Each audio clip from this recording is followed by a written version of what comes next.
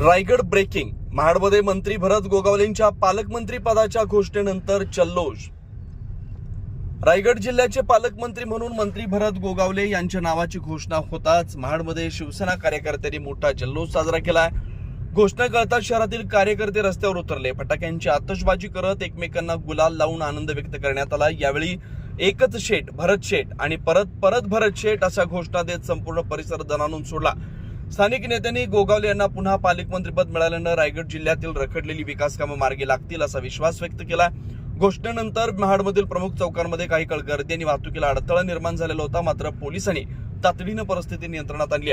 महाड विधानसभा मतदारसंघाचे आमदार आणि शिवसेनेचे वरिष्ठ नेते असलेल्या भरत गोगावले यांच्याकडे आता रायगड जिल्ह्याच्या सर्व शासकीय कामांचा आढावा आणि समन्वयाची जबाबदारी राहणार आहे. ब्युरो रिपोर्ट, तेज मराठी न्यूज, महाड, रायगड.